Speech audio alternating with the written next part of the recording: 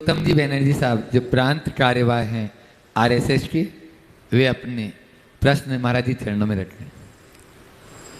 पूज्य गुरुवर और समस्त मुनि संघ और यहाँ उपस्थित सभी संत और मात्र संतों के श्री चरणों में सतना की तरफ से, सतना के सकल समाज की तरफ से, सतना के जैन समाज की तरफ से सादर नमोस्तु नमोस्तु नमोस्तु। गुरुवर, पिछले 20 वर्षों से हम आपसे जुड़े हैं और समाज में हम लोग जो सार्थक परिवर्तन देखना चाह रहे थे, वह परिवर्तन समाज के प्रयास से तो हो रहा है, लेकिन समाज को तोड़ने वाली शक्तियां भी इन 20 वर्षों में बहुत अधिक शक्तिशाली हो गई हैं।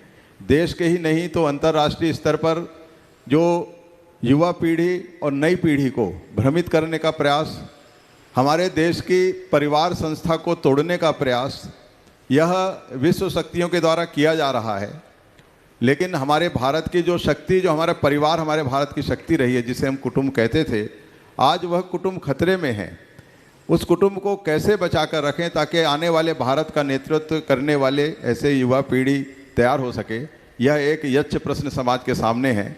मुझे लगता है आपसे इस विषय का समाधान प्राप्त हो सकेगा। बहुत ही गंभीर चिंता आपने प्रकट की है। ये कैसे विडंबना है, जिस देश में कभी पूरे विश्व को एक परिवार के रूप में देखने की बात की जाती थी,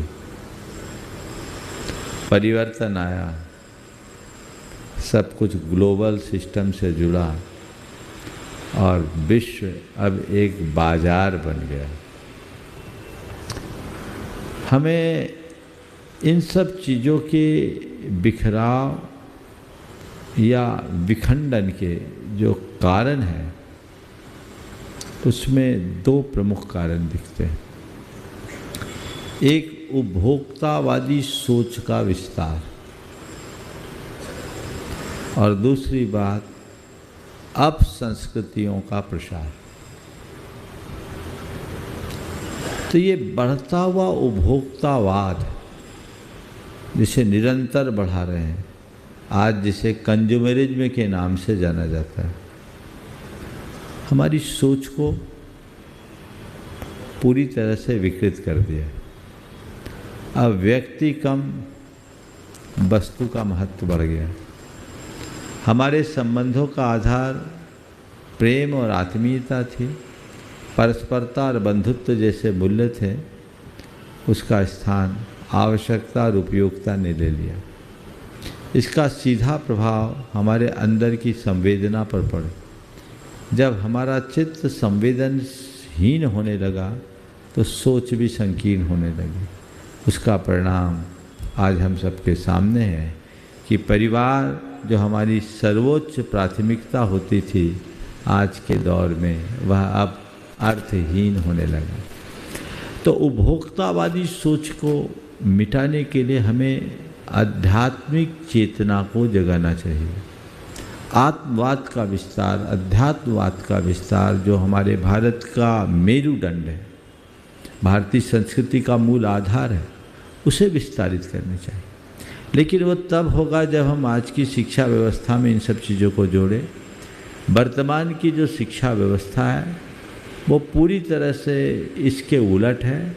हमारे बच्चों की मानसिकता बचपन से ही दूर हो जाती है और इस तरह की बातें आज पढ़ाई जाती है, सिखाई जाती है, और विभिन्न प्रकार के माध्यमों से, जिसमें हमारा सब प्रकार का मीडिया भी शामिल है, वो ऐसी बातें परोसता है जो हमारे मूलभूत सांस्कृतिक अवधारणाओं के विरुद्ध है।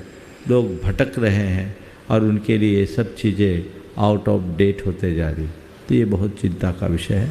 हमें अध्यात्मवाद का विस्तार करना होगा और समाज के सब वर्ग को लेकर के इसमें चलना चाहिए।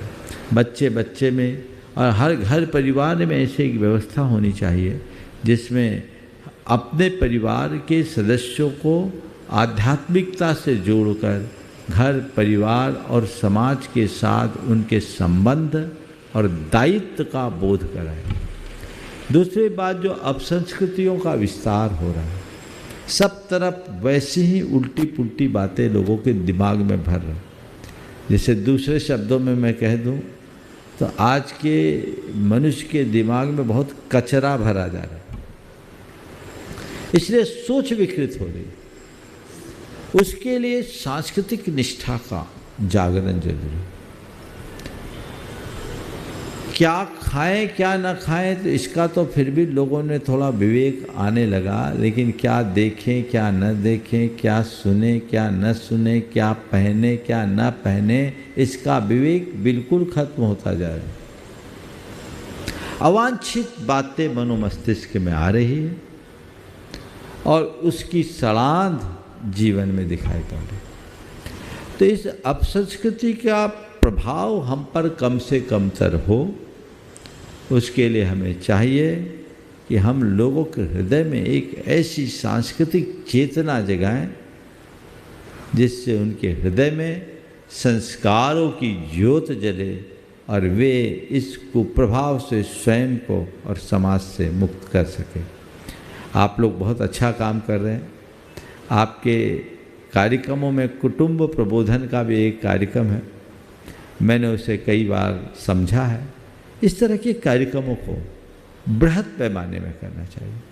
साधु संतों से भी संपर्क करके आप लोग ये निवेदन करें कि आप अपने धार्मिक प्रवचनों के साथ ऐसे मूल्यों को महत्व दें, ऐसी बातों को महत्व दें और ख़ासकर युवा वर्ग के लिए कुछ ऐसे ठोस कार्यक्रम चलाएं तो बहुत बड़ा बदलाव आ सकता है और हम इस ह्रास की गति को कुछ अंशों में रोक सकते हैं। मणिकांत जी माहेश्वरी, अध्यक्ष सेवा भारती महाकोशल। संस्कार भारती सेवा भारती नहीं, हाँ ठीक। यम लब्धा चापरम लाभम मन्यते नाधिकम ततः यस्मिन् स्थिति दुखे न गुणापि विचार लेते। गुरुजी प्रणाम। मेरा एक आध्यात्मिक प्रश्न है कि हम सब साधक लोग हैं, साधना करते हैं, लेकिन ध्येय भाव नहीं छूटता, तो इसके लिए कृपया बताने की कृपा करें। बहुत अच्छा। देह भाव छोड़ने के लिए क्या करें? देखिए, देह की असुचिता का बार बार चिंतन करें। जब हम देह की असुचिता का, उसकी अपवित्रता का बार बार चिंतन करते हैं तो अपने आप देह भाव से मुक्ति हो। हम अंदर क्या है ये तो ऊपर से कवर है, अगर ये ऊपरी आवरण को हटा दिया जाए तो अंदर क्या होगी, उसका चिंतन यदि हम पुनः पुनः करेंगे तो भेद विज्ञान जगेगा, आत्म भाव प्रकट होगा, तो अपने आप देहाशक्ति मंद पड़ेगी। प्रसिद्ध उद्योगपति श्री नीरज जी वर्मा साहब, इंदौर। मुनीश्री को प्रणाम, सभी उपस्थित जनों को नमस्कार। मेरा प्रश्न जो योगेश जी और उत्तम जी ने प्रश्न किया है उससे मिलता जुलता है।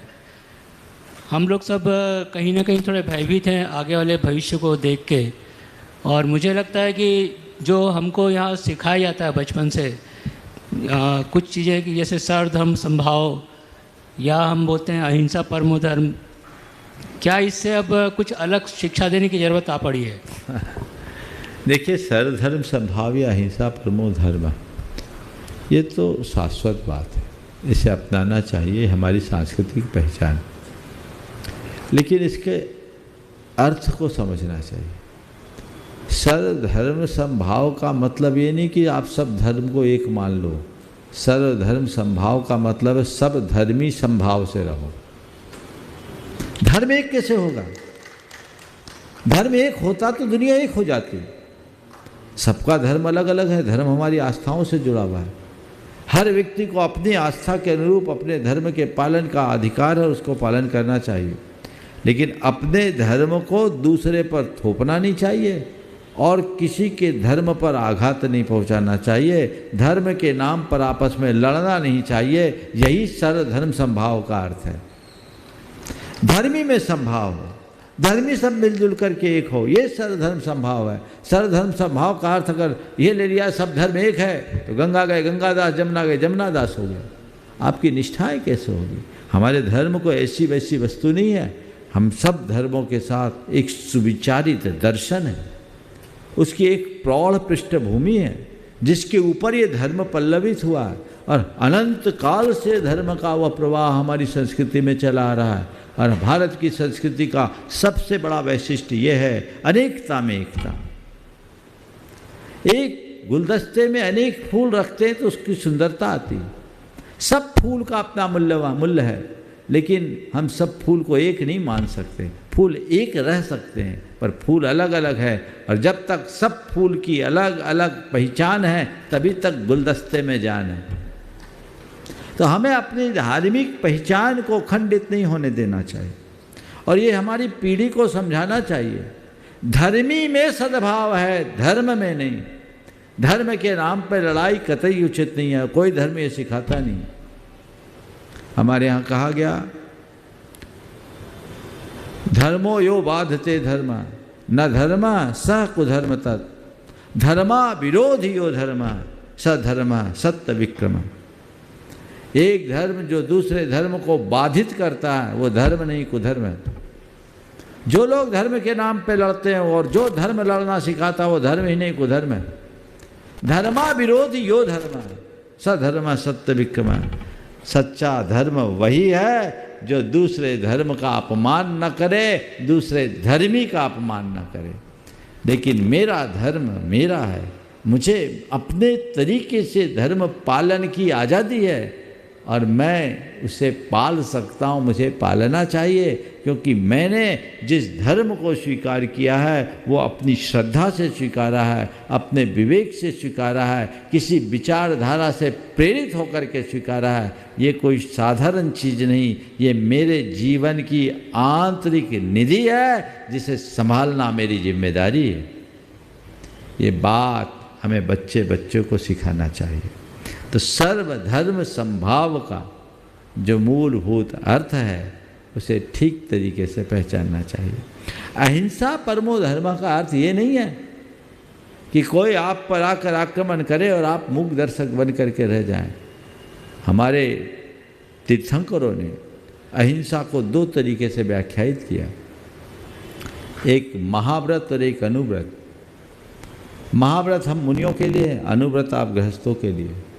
हम मुनियों के ऊपर कोई हमारी हत्या करने के लिए भी आएगा और हम पे इतनी सामर्थ्य हो कि हम उसे फूंक दे और भस्म हो जाए तो भी हम प्रतिकार नहीं करेंगे, क्योंकि हम मुनि हैं और हम सर्वभूतात्मवाद के साथ जुड़ते, सर्वभूतात्म भावना के साथ जुड़े हुए हैं।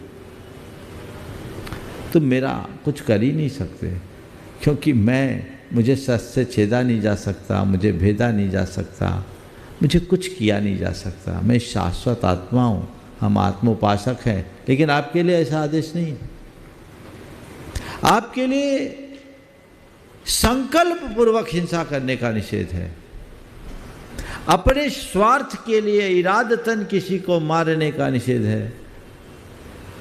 लेकिन आतताई आक्रमणकारी से अपने स्वत्व और अस्तित्व की, अपने अस्मिता की रक्षा करने के लिए यदि अस्त्र उठाना पड़े तो हिंसा नहीं, आपका धर्म है।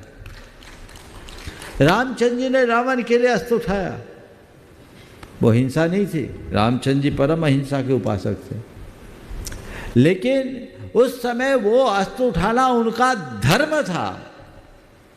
अगर वो उस समय अस्त्र नहीं उठाते तो अहिंसक नहीं, कायर कहलाते। क्योंकि सवाल एक सीता का नहीं था, रावण को सबक सिखाकर आने वाली पीढ़ियों की सीताओं की रक्षा करने का था। पांडवों ने कौरवों के विरुद्ध अस्त्र उठाया, ये विरोधी हिंसा थी, ये उनकी मजबूरी थी। तो आतताई आक्रमणकारी को सबक सिखाना आपका धर्म है। जब जरूरत पड़े तो आप कर सकते हैं। अहिंसा के इस मूल अर्थ को समझिए। आपके लिए संकल्प ही हिंसा मात्र का त्याग है, विरोधी हिंसा के आप परित्यागी नहीं। जैन धर्म जो मूलतः अहिंसावादी धर्म है, उस जैन धर्म में भी अनेक महान योद्धा हुए, जिन्होंने आतताई आक्रमणकारियों को सबक सिखाया है और लोहा लिया है, राणा प्रताप के संघर्ष में सहायता देने के लिए उनका सेनापतित्व करने वाले भामाशाह, जिन्होंने एक तरफ अपना खजाना लुटाया और दूसरी तरफ भाला लेके उनके साथ आगे आए। ये कौन थे? ये अहिंसा परमो धर्म को जीने वाले थे। इसलिए अहिंसा की अवधारणा को समझाइए। हम अपने व्यक्तिगत स्वार्थ के लिए एक चींटी को भी नहीं मारेंगे, लेकिन यदि कोई हमारे देश पर, यदि हमारे कोई संस्कृति पर, यदि कोई हमारे धर्म पर, यदि कोई हमारे धर्मायतन पर, यदि हमारी समाज पर, यदि हमारी कुटुंब पर, या यदि हमारे व्यक्तिगत जीवन पर कोई आघात पहुंचाएगा तो उसको धूल चटा सकते हैं। यह आपका कर्तव्य। यही वीरोचित धर्म है। और यही यदि कोई हमारे धर्मायतन पर, यदि हमारी समाज पर, यदि हमारी कुटुंब पर, या यदि हमारे व्यक्तिगत जीवन पर कोई आघात पहुंचाएगा तो उसको धूल चटा सकते हैं। यह आपका कर्तव्य। यही वीरोचित धर्म है और यही अहिंसा का अभिप्रेत अर्थ है। इसे समझेंगे तो सुपरिणाम आएंगे। और ये संदेश सब तक पहुंचाना चाहिए। अहिंसा वीरों का धर्म है, कायरों का नहीं। हम अहिंसा के इतिहास को पलट कर देखें। जैन पद्म पुराण में एक बात लिखी उत्तम जी। जैन पद्म पुराण में लिखा कि कोई योद्धा अगर रणांगण में युद्ध करने के लिए जाता है तो एक तरफ उसके स्वागत के लिए विजय का सेहरा लेकर उसकी धर्म पत्नी प्रतीक्षारत रहती है, तो दूसरी तरफ स्वर्ग में सुरांगना। यदि विजय करके लौटता है तो उसके सिर पर विजय का सेहरा उसकी धर्मपत्नी पहनाती है, और यदि वीर गति को प्राप्त होता है तो स्वर्ग की सुरांगना। यह अहिंसा का अर्थ है। तो विरोधी हिंसा हिंसा नहीं है। वहाँ हम हिंसा के लिए हिंसा नहीं कर रहे, अहिंसा के लिए हिंसा कर रहे हैं। आज यदि हम अहिंसा का अर्थ ऐसा ही मानते रहें तो सीमा के सारे जवानों को हटा दे तो हमारा आपका होगा क्या? हम आप यहाँ बात कर पाएंगे? वे वहाँ अपनी जान लगाए हैं, इसलिए आज हम आप धर्म ध्यान कर पा रहे हैं, हम अहिंसा की बात कर पा रहे हैं। इसलिए छात्र कर्म को अहिंसा धर्म कभी नहीं रोकता, वो कर्तव्य है। और भारत के अहिंसकों को इसका अर्थ समझना चाहिए, उसे समझाना चाहिए और वीरोचित कर्तव्य का पालन करना चाहिए। मुझे उम्मीद है ये संदेश आप लोगों के माध्यम से सब तक जाएगा और हमारी नई पीढ़ी तक ये आगे पहुंचाएंगे तो बहुत अच्छा होगा। मैं पुनः चाहूँगा एक बार इन लोगों का जोरदार अभिनंदन करें। हमारे सतना के चातुर्मास में रमेश जी अध्यक्ष थे, लेकिन इन्होंने इतनी कुशलता से पूरी समाज को जोड़ा और उनमें ये तीनों इतनी प्रमुखता से थे, और पूरा सतना समाज हमारे इतने चातुर्मासों में एक अलग उदाहरण प्रस्तुत किया। इसका श्रेय इनको जाता है। एक बार पुनः अभिनंदन करें। सभी को आशीर्वाद।